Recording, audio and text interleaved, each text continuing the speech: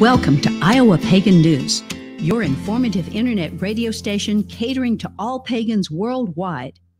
We are dedicated to bringing you the very best in music, news, events, and lots of fun stuff. Come tune into our new podcast at www.plrdn.podbean.com. Now, here's your host, Lou Silverwolf Williams. Good afternoon, good evening, everyone. Welcome back to Pagan Artist Spotlight on the Prairie Land Radio Network. And for part two with Jason Mankey, the co-author of The Witch's Book of Spellcraft. And the reason why we're having to do part two is because our first one got cut short due to severe weather coming at me that night. So we're going to just continue on where we left off. And again, for those of you who are tuning in for the first time, this is the book here. This is The Witch's Book of Spellcraft. It was co-written by Jason Mankey, Matt Cavelli, Amanda Lynn, and Ari Mankey. And this is a really good book to have in your collection. I've been reading through it, and I really like this because this contains so much information with getting back to the basics, along with the basic spells, you name it, it's got it. So you guys did a good job writing this book here, Jason. Well, I mean, we did it during the lockdown part of the pandemic, so we really didn't have anything else going on. So we had no excuses, right? Like, we could throw our whole social life into this book, so to speak. Yep. So, like you said, just to kind of reiterate now, how long have you been writing? Professionally for Llewellyn, 7 years. I think my first book came out in 2016, which meant I started it, I think, in 2014. So, I mean, it's been, it's been some time, like 7 years. But I wrote online before that. I had a pretty good blog following back when people read a lot of blogs and things. So, I've been doing words for a long time, but I didn't really publish a book for quite a while. Okay, excellent. Now, as we had discussed, basically all four of you had put your own twist into this book, and especially you and Ari together, and then Amanda. Basically, you said that the unfortunate part is Amanda is going to be moving away, so that it's going to be hard for you guys to collaborate together, but hopefully you'll still be able to do something together. That's one of the great things about writing, especially in this day and age. You can use things like Zoom. You can still have a lot of that contact, even if it's not flesh and blood. During the course of writing this book, we were dealing with COVID, so we really couldn't get too close to each other. But also, we had a huge heat wave here in California, and usually in the Bay Area, it's pretty moderate temperature-wise, but we had a lot of 100-degree days where we just really couldn't meet together, even outside. And then we had a lot of forest fires, and all the smoke came, and the advice was do not go outside because the air is toxic to breathe. So a lot of how we ended up collaborating on the book was over Facebook chats and Zooms and things. So her moving across the country is sad for all of us, but at the same time, she could still collaborate with us from afar, and maybe it'll be even better because she'll be able to soak up all these new experiences in a new place. That's one of the things about writing, and I think Witchcraft and Magic too is, the more experiences you can have, the more things that you have to share with other people, and everything's different around the country. I think great people everywhere that I've been able to go, but you're dealing with, different energies, different spaces, different lands, different personalities, different people. Right. And, those can be good things that come out in your writing. Exactly. Now, the I decided that we're going to start off here with the chapter 5 with your will, personal power, and earth and sky. And this is something that I feel that everybody needs either a refresher on or being able to really gain knowledge as to knowing thyself and knowing your own will when it comes to working with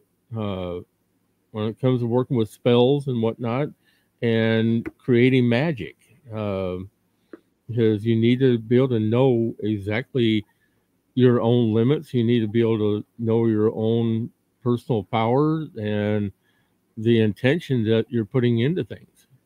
Absolutely. Looking back through the book, it's amazing to me that like the magical will section's only a page and a half, because it's such a broad subject, and I've written about it more in some other books, but it really is important to know exactly what you want, because with magic often you're going to get what you want.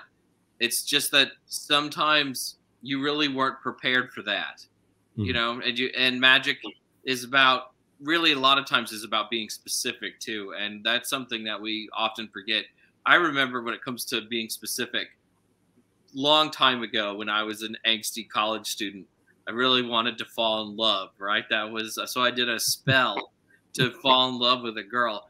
Even just saying that now, I realize how ridiculous that sounds, because you don't want to just fall in love, right? You want someone to fall in love with you. So I fell head over heels in love with a Mormon girl, we were friends, and I mean, we kissed a few times, but it really wasn't what I had really wanted, right? Like, I didn't really explore who I was enough, and it certainly wasn't specific enough with the spell. But, I just thought, well, this is the superficial thing that I want, when really what I wanted was nothing like that at all. Right. And especially when it comes to working with spell magic and putting your intentions into it, because I learned the hard way one afternoon. This was at work even, and one of my coworkers had royally kind of torqued me off, and I wound up putting all my intent into focusing on basically towards his computer. Well, a couple minutes into doing that, next thing I know, I'm hearing bing. And he looked at his computer, he said, "What the hell?" And they also say, "I fried his computer." I'm like, "Uh-oh." It's like, and it took him about a week to rebuild that computer. So it's like, you really have to be careful with what's the intent that you're putting into things, because Absolutely. It can tend to backfire. One of the things about writing the book, where like we look at a lot of different kinds of magic, and things like stones and crystals and herbs, you're trying to utilize the power of those properties, of those items, right? When you do spell work. And really, you don't need any of the accoutrements like that. I mean, we have all this energy inside of us that's just waiting to get out, to be focused on things. And I think that when we look at social platforms like Instagram and stuff, and you see all these beautiful pictures of altars, and you see like herbs everywhere, and like just the right crystal and spots, those are all great, and those trappings really help with magic for sure.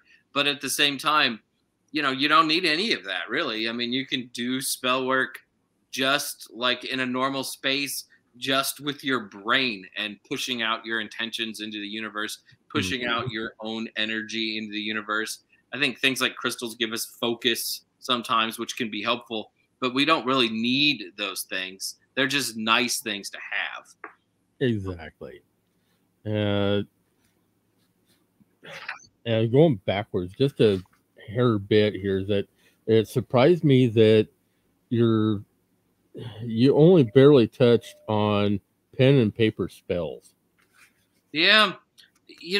That's the trick about writing a book that's supposed to be broad, right? When you're looking at lots of different things, you only have so much space for everything that you want to talk about. And sometimes it only ends up getting a couple of pages when you could write an entire book on just one of the disciplines that's gone over in our book.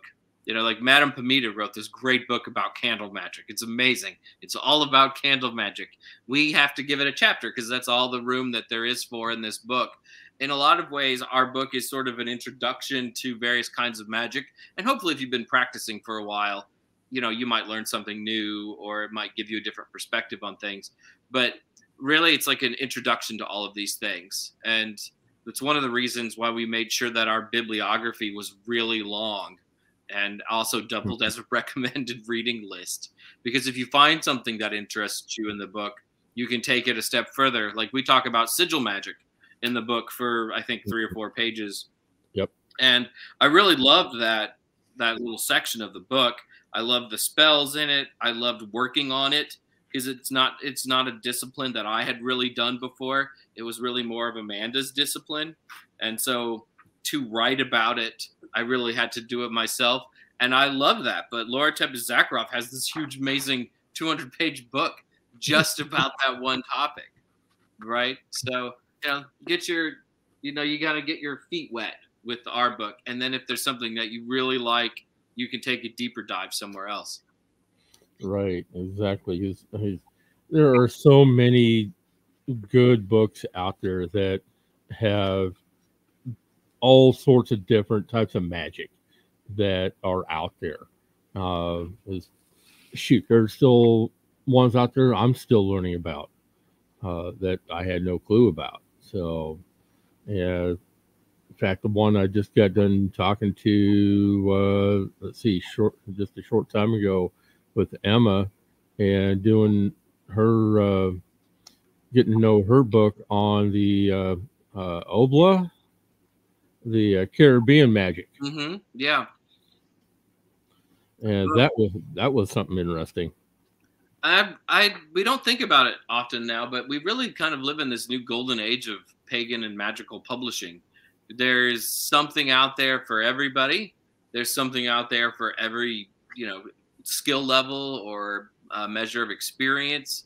Mm-hmm. There are so many books out there that are just looking at small things, like focusing on particular parts of magic, particular ideas. It's a really great time to be a reader and to be interested in these topics, because there's just so much more information out there now than there was when I was starting out, and probably when you were starting out, like way back in the 90s. It felt lucky to find anything, right, at that time. And now you can find 5 books on one narrow topic. It's really terrific. It's a great time. Yeah. In that regard. Yeah. Well, ever since I get linked up with Llewellyn and started getting regular box full of books from Curtis, and I'm like, okay.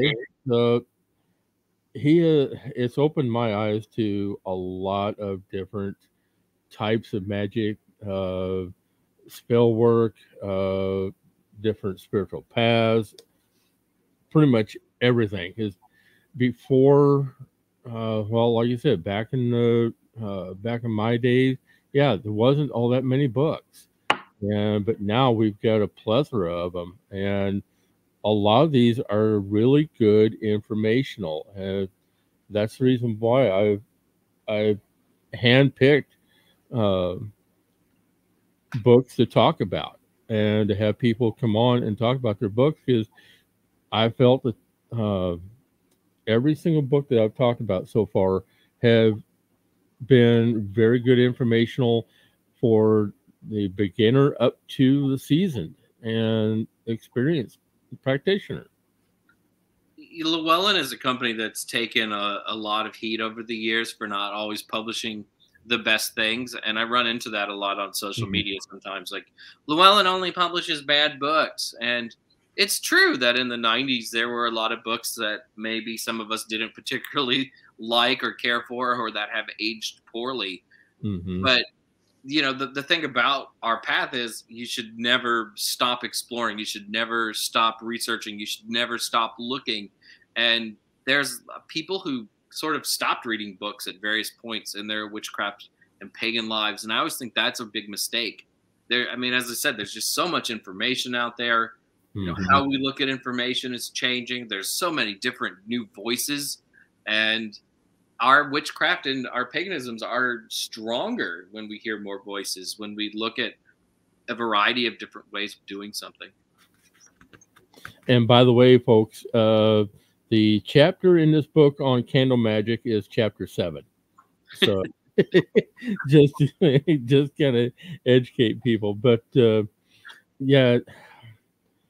Actually, a lot of our new people that are just coming into it, who are going basically just off of stuff that they're getting off the net and not really taking the time to pick up a book and seriously read about what they're getting into and what they're interested in, so that they have the proper knowledge. Yeah, a lot of us consume information differently, I think, than we used to.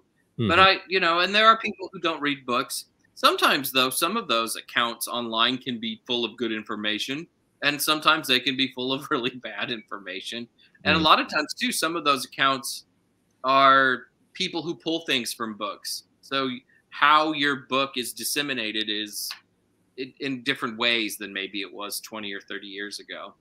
It's always really cool, like when I see someone do a spell from my book on something like TikTok or Instagram stories. That's really fun. It means that people are getting they're getting the right use out of the book, right? That it resonates with them so much if they want to do a spell from my book in public. It feels really good. Mickey Mueller, who has written her own books and is a terrific artist. She's like one of my favorite witch pagan artists today. She did an entire spell from this book on TikTok, and it was the most flattering thing, So there are going to be people who are exposed to the things that we've written in this book who are never going to read the book, but they get to experience it in a different way, which is pretty cool. Well, yeah, because I mean, even if they get to experience it from a different standpoint and not exactly have the book, but they're actually getting to learn something from the book through another source. That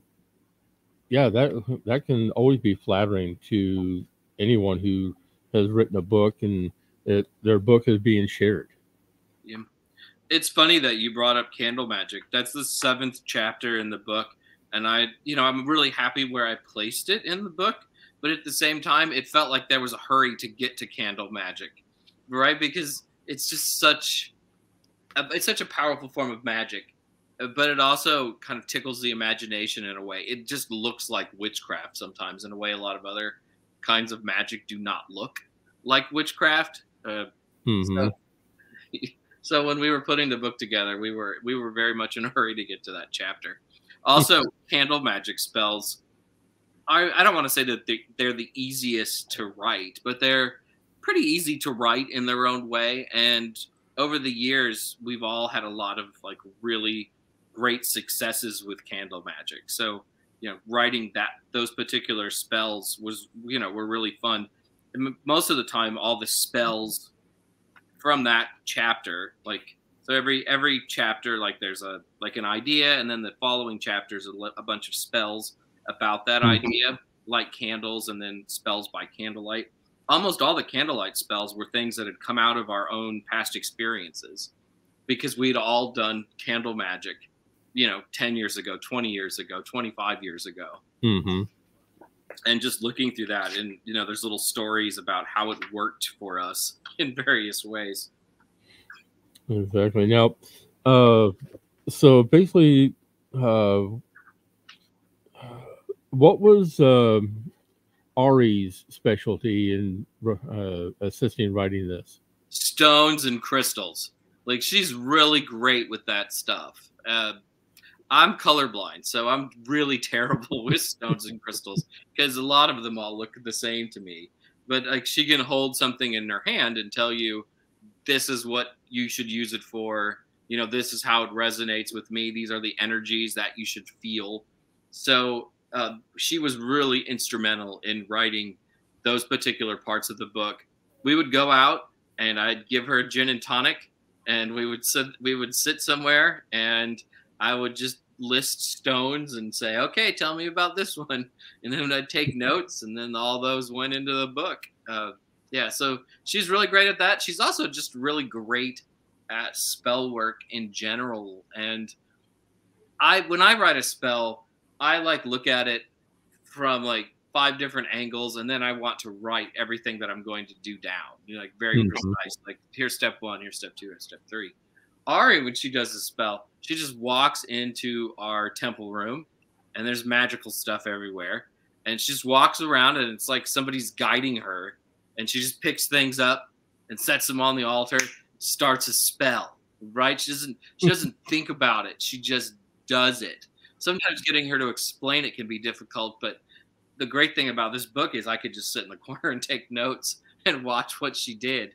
And then when we were done, I could kind of ask her to elaborate in a few places. But it's really powerful to watch somebody do spell work that way. It's not how I do it, just because I don't have that sort of intuition all the time. But watching her do it, it's just magical. It's really fun. So like constructing the spells is a lot of what she did. And sometimes too, if I constructed a spell, she'd look at it and go, no, that's not a good spell. Like you need to rewrite that. You know, there's a reason. Here's why it's not going to work, and she'll take you through it. I can just see her basically putting together stuff for a spell, and somebody walking in asking her, "What are you doing?" And her, for some reason, I get the visualization of her turning and throwing things. You know, I don't know if she'd throw a physical thing, but she can throw a glance, which is just as bad as, you know, having a physical thing thrown at you. Matt's really good too. Matt does spell work in ways similar to Ari. Like he can just sort of walk around and grab things and do it. And I'm always in awe watching them together. It's always really fun for me. Well, and the one thing that I've been learning a lot here lately, especially talking with Martha and Vincent just here shortly, just a short time ago, about thrifty witchery and not breaking the bank in acquiring stuff that you want to use for your spell work. You know, I got to write the introduction to that book.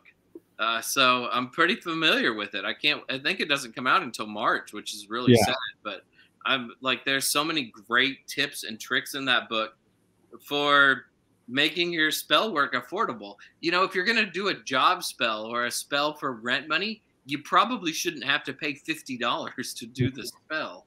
No. Right? And they really take you through some great ideas about saving money, doing your spell work, and reusing and things, so we're not being wasteful. You know, and we're supposed to be people who love nature, so being wasteful is not really respecting nature very well. Mm-hmm.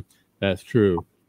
Now, I think you said this took about 4 or 5 months to get this done.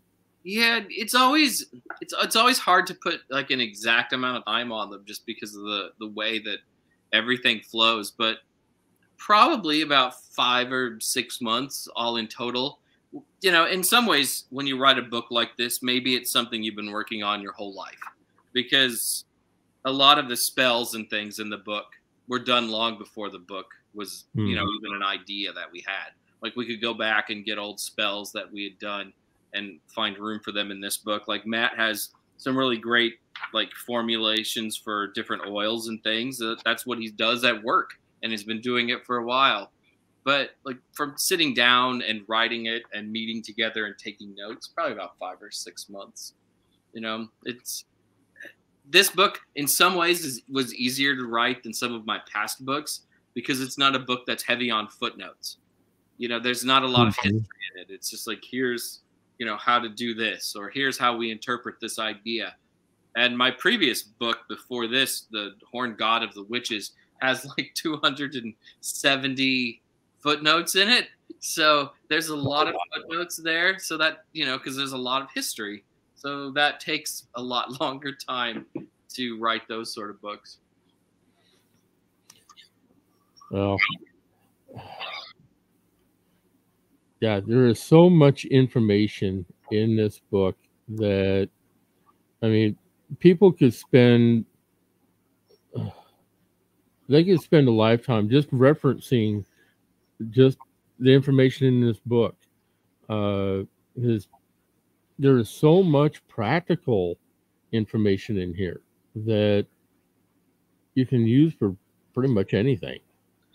You know, I hope so. That's one thing about magic is, you know, it should be easy to access. It should be easy to use. And you should be able to identify a need and then quickly identify a spell to help you fulfill that need. And that's what we tried to do with like the appendixes and stuff. Like, you know, do you need something to purify things in your home? Do you need a prosperity spell? Like, do you need to do a blessing? Do you need a spell to build friendship or whatever? So we tried to have all these different spells that would relate to different parts of people's lives and help them, you know, with whatever different thing that they needed at whatever time. You know, and there's also 100 different spells in this book buried throughout. Sometimes they're very explicit, like, you know, here's a spell, but then sometimes within the greater body of the text, there's a couple of sentences that really just kind of tell you how to do a spell, you know, just really casually. So we wanted to make sure to include those in our lists too. Yeah, I mean, you've even got stuff here for one's called Putting Down Roots, a spell for moving to a new location. You've got one for home and yard protection. So this is just chock full of useful information that a lot, like you said, from the beginner all the way up to the experienced practitioner. Even creating your own charm bags, which here again, you don't have to break the bank to create stuff, because I mean, you can repurpose things that you have in your house right now that you can use in your spell work. I mean, I think most of us have a kitchen full of stuff that we can use really easily in spell work. I think the things we think of most often are maybe like the herbs that we use to cook with, you know, like our spices and stuff. I mean, and those sort of just look witchy in a very classical sense. But even as something as simple as throwing something away in your garbage can under the sink can be a really great form of magic, or stuffing something down the garbage disposal can be a really good and easy type of magic to do. There's like endless possibilities in the kitchen that aren't going to cost you anything, really. Exactly. And I mean, there's even books out there right now. And in fact, the one that comes to mind the most often for kitchen is the one by Kachina Aurora. She created the book, her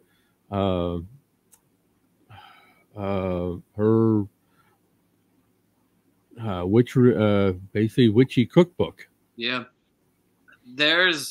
Every time I get a box from Llewellyn full of new books, it feels like there's always some sort of food or kitchen witch book included.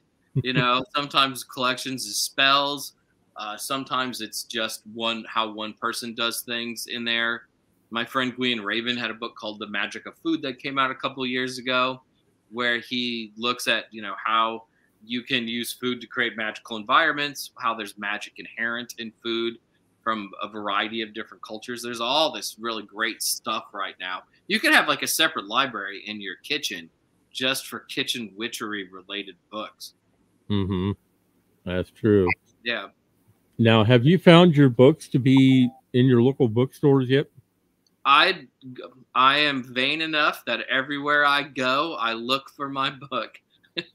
So, you know, a lot of times you don't see them like right now. You don't see a lot of Llewellyn books at big bookstores like Barnes and Noble, but most often at especially witch shops, I usually see them. At least having 8 books in print, I usually see at least a couple of them. I went to Salem last September, and I went with one of my other author friends, Thorne Mooney. And every time we went into a store, we looked for our books. And, you know, maybe we were disappointed half the time, but half the time we were not disappointed. And a lot of times, too, what is in a local shop reflects the tastes of the owner. And you know, sadly, not everyone is going to love the things I write, and that's okay. But then sometimes you'll go to a different store, and you'll see all of your books there, like displayed very prominently. Like whoever owns that store really likes what you write. So it's sort of a mixed bag, but more often than not, I see things. Was in London in May, and I went to all the witchy bookstores there, and at most of the shops I found my books. And one, they had a giant pile of this, which was really, really flattering and nice. Excellent. Marcus, if you're tuning in, get on the ball with Barnes & Noble, as they've got a huge section for the metaphysical books, and this will fit right in. So get on it. Yeah, it's really strange. Somebody told me that Llewellyn wasn't shipping to Barnes & Noble right now, or Barnes & Noble wasn't ordering from Llewellyn. I'm not really sure. Certainly you can order Llewellyn books through barnesandnoble.com. Yeah. But I haven't really seen a whole lot of titles at the Barnes & Noble stores. Huh. That's weird. You know, but oftentimes too, it, you know, varies. If there's a great witch store in your area, maybe people aren't shopping at Barnes & Noble, right? True. Yeah. That's true. I mean, if they've got good resources at the local metaphysical stores, then yeah, they're going to get their books through there. Yeah, pick up some candles and a book at the same time. Exactly. That's really the best. Exactly. Yeah. All right, we're going to take a quick break, and we're going to hear some words, and then we're going to be right back with more with Jason Mankey. Don't go nowhere. I just walked into this coffee shop. You'll never guess what I found. All the help is deeply engrossed in metaphysical times. You should too. I'm at the Egyptian, 475 Park Avenue in Idaho Falls, Idaho. You get your very own coffee for free, and we're open till 10.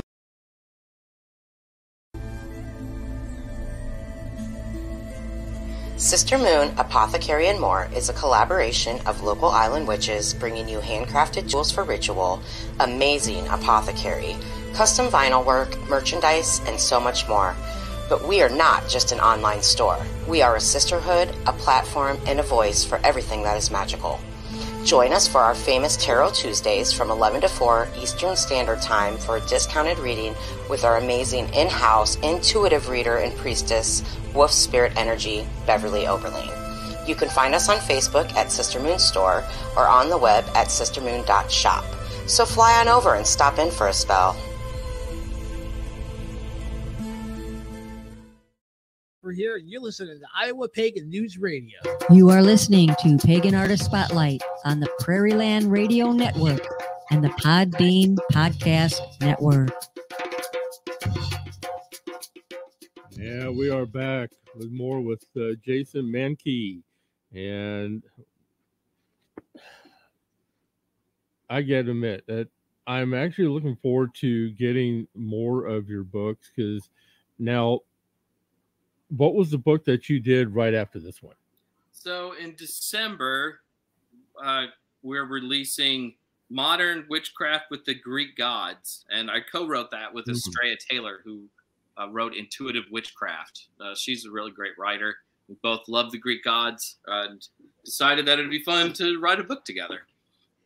Nice. I'm definitely be looking forward to that one. And then also, Intuitive Witchcraft, that would also be a good book too. So I'll have to look for that one. She's a really amazing writer.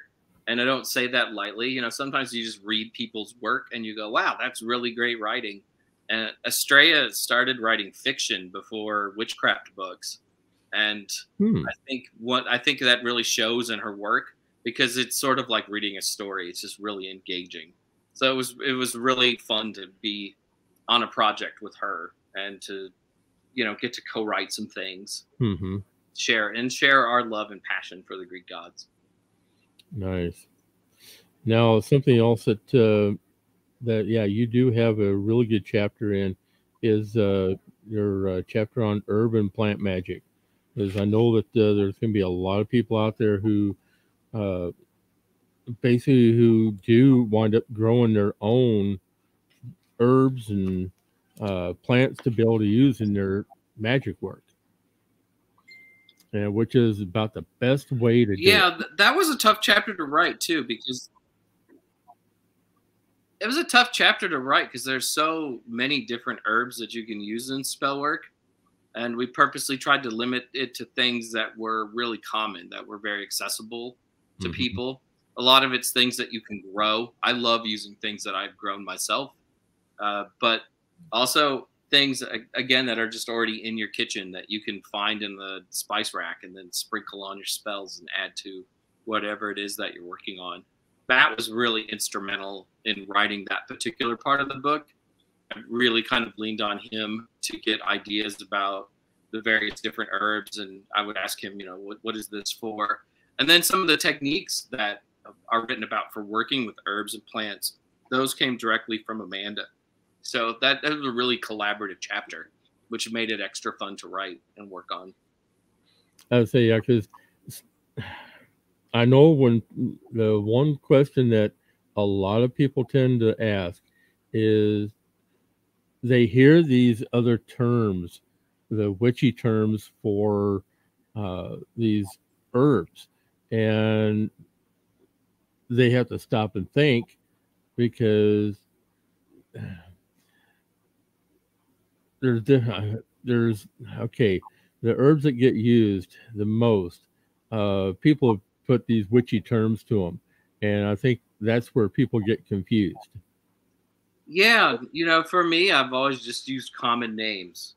You know, that just makes my life a lot easier. And everyone knows what I'm talking about. You know, I think that's always sort of the take the easier road sometimes.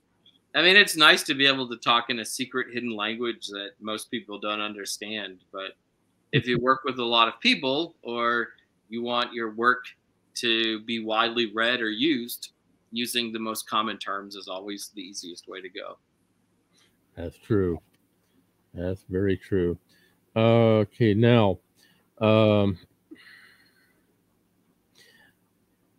like I said, this is one book that I would definitely recommend for anyone having in their library. You can't go wrong with this one. And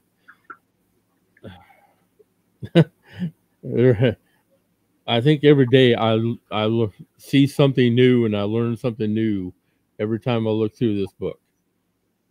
You know, there are times when I look things up in this book because, you know, like when you're writing it, sometimes you're just on autopilot, you know, especially when you're collaborating with people and maybe you look at your notes and then write this thing. And then you go back 6 months later and you're like, oh, you know, we put that in the book. Well, that's a really good thing to use. That's really fun. And something else that I know pretty much our younger generation would probably really, really find interesting is you put a thing in here about magical alphabet. Yeah, I mean, I like writing, you know, and again, though, I think too is like when I was first starting out, you know, I'd read things like Buckland's Big Blue Book, and it had a lot of magical alphabets there, and there was a lot of talk back then about, you know, try to write all of these things in the magical alphabet. Some people find that really magical, and it really helps what they do. Other people just find it frustrating because you're just constantly looking at a chart, and I think that you lose your intention with the spell. But I thought it was important to cover and to look at the pluses and minuses of doing it each way. I love the idea of magical alphabets, but I'm much more likely to just use like a symbol or something, kind of like a rune, than to write an entire thing in a magical alphabet. Mostly just because I think if I'm writing an entire spell with an alphabet like Theban, I'm much more focused on just looking up individual letters instead of focusing on the intent of whatever it is that I'm doing. Yeah, that too is true, because I can just see trying to, even just writing out a spell in the magical alphabet, even trying to write it out would be, it would take too much time to write it out. Yeah. But again, it's something that a lot of witches use. So to me, it was important to put in the book because we wanted the book to be as thorough as we possibly could make it with, within 120,000 words, or in the case of this book, about 300 pages. Plus the other thing that, the other thing that I like is the fact that you're also using sigils and creating your own sigil. Because I know there are a lot of people that are into doing that. Yeah, and we did sigils in 2 different ways too, which I found really fun. There's sort of more like a classic sigil with different like symbols and stuff to represent various ideas. And then there was sort of like the messy sigil in a sigil wheel, which I really like too, where you kind of spell things out on the wheel and then you sort of have like your own personal sigil that is unique to every situation by doing it that way. Interesting. Yeah, that's right there on my page. Look at that. Yeah, Llewellyn's art department did a much better job though of like translating the drawings and the sigils and stuff, because I drew them and I am a very, very poor artist, and it sort of looks like something a 2nd or a 3rd grader probably would have come up with. Oh yeah, I definitely have to give credit to the people over at Llewellyn, because I know it's got to drive them bonkers on trying to decipher some information that gets sent over to them. Absolutely. A lot of times as a writer, you get done with something and you're like, well, this is perfect. And it's harder to find the flaws in your own work from time to time. And then they have to figure out what it is that we actually meant by various things, or, what we were trying to draw. Like in this book, I sent them a few drawings, and the woman who did the layout for the book, she would send me notes like, what is this actually supposed to be? What is this symbol? And I'd be like, it's a $sign. It's clear as day, and with my handwriting, it's not very clear at all. Yeah, I'm the same way. Because I mean, when it comes to me trying to do artwork, forget it. Yeah. I'm not good at it. So even I have a feeling even if I were to send stuff over to them, I'd probably drive them bonkers. Yeah. Well, the latest book, the Greek Gods book, I put together the final manuscript that I sent them. And this is how easy it is to make a huge mistake that nobody notices for a while. So Estrella wrote pieces. We had pieces from other witches in the book. I think altogether there are probably 30 plus different contributors to this book. And, it has all these sections on the various deities. And I completely left out the section on the goddess Hestia. And it wasn't noticed for quite a while. And then the person doing the layout of the book was like, you list Hestia in the table of contents, and yet she doesn't appear in the pages of the book. And I was like, oh shit, and yeah, we had written all that stuff. Like Estrella had written a great history. I had written like rituals to do with Hestia. There was a lot of really great things, but somehow in our various documents that we had to put together to make one big one, I left her out. So I owe her lots of like gifts. Yeah, that's something that you're going to have to make up for. Yeah, I'm glad it didn't happen with a much more jealous god like Zeus. Yeah. That could have been catastrophic. Yeah, because Zeus has a big enough ego as is. Yeah, that book's really kind of on my mind right now because we're finishing. There's like a couple of little cleanup bits that we're still working on with it, and some of the gods, like you read their mythology and then you read about how they were worshipped and seen by people. Sometimes it can be extremely different.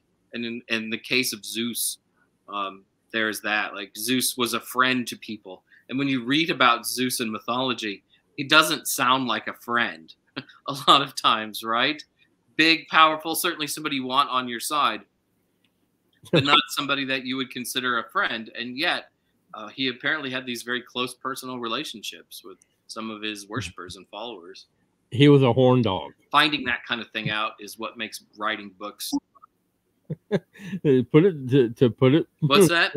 To put it plainly, Zeus was a horn dog. Yes, yeah. Even the people who found Zeus quite friendly were very much aware of that. Mm-hmm. Oh man. All right. Well, I am so glad that we got to do part 2 tonight because we still had a lot more information to cover, and this has really been fun. I really enjoyed it. I appreciate you having me. I'm glad that there were no tornadoes this time. You know, that's a positive. I hopefully I am not like an attractor of tornadoes to the shows that I'm on. So good.